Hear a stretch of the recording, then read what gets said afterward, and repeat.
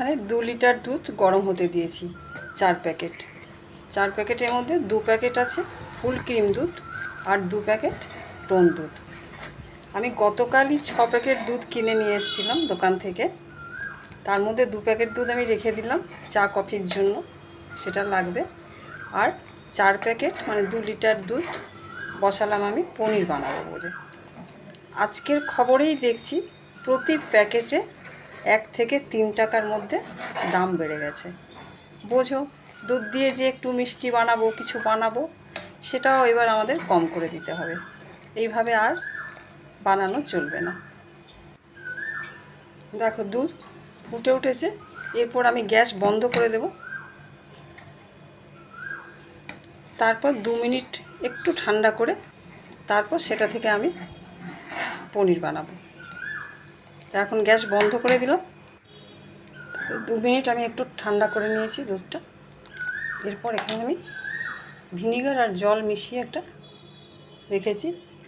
এবার এটা দিয়ে আমি একটু হাতা দিয়ে নাড়িয়ে দেবো। আস্তে আস্তে এটা থেকে ছানা কেটে যাবে। দেখো ভিনিগার দিয়ে সুন্দর দূর থেকে ছানা কেটে গেছে। এরপর এই যে ছানাটার জলটা থেকে ছানাটাকে আমি তুলে নেব। এই গরম জলে বেশিক্ষণ ছানা রাখলে ছানাটা বেশ শক্ত হয়ে যাবে। এরপর ছানাটাকে তুলে আমি পরিষ্কার জল দিয়ে বেশ কয়েকবার ধুয়ে নেব ভালো করে। আর নিচে এই যে ছানার জলটা বেরিয়েছে, এটা কিন্তু না ফেলে দিয়ে এটা দিয়ে আটা মাখা যায়, কোনো সবজিতে দেওয়া যায়। এরপর আমি ছানাটাকে পরিষ্কার জল দিয়ে ধুয়ে নিচ্ছি। যদিও আমি এটা দিয়ে মিষ্টি বানাবো না, এটা দিয়ে পনির বানাবো, তবুও যেহেতু ভিনিগার আছে তাই এটাকে একটু ধুয়ে নেওয়া খুব দরকার। দেখো এইভাবে আমি ছানাটাকে উল্টে পাল্টে পরিষ্কার জল দিয়ে ধুয়ে নিচ্ছি।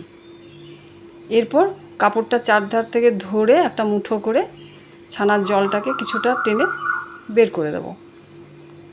তারপর একটা থালা উল্টো করে রেখে ছানাটাকে একটু কাপড়টা আলগা করে দিয়ে ছানাটাকে হাত দিয়ে চেপে চেপে ছড়িয়ে দিলাম। তারপর একটা ভারী জিনিস, রুটিবেলা চাকি, চাপা দিয়ে দিলাম। এই ভারী জিনিসটা আমি 1 ঘন্টা চাপা দিয়ে রেখে দেবো। দেখো 1 ঘন্টা পর আমি খুলে দেখাই কিভাবে পনিরটা তৈরি হয়েছে।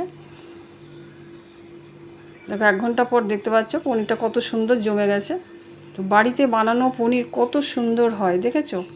এরপর একটু পিস করে তোমাদের দেখাই যে পিস করলেও কিন্তু ভাঙবে না। দেখেছো কত সুন্দর পিস হয়ে যাচ্ছে। তো তোমরাও যদি এইভাবে একবার বাড়িতে বানিয়ে নিতে পারো, কেনা পনিরের থেকে কিন্তু দামে অনেকটাই সস্তা পড়ে। কে কে বানাচ্ছো আমাকে অবশ্যই জানিও। টাটা।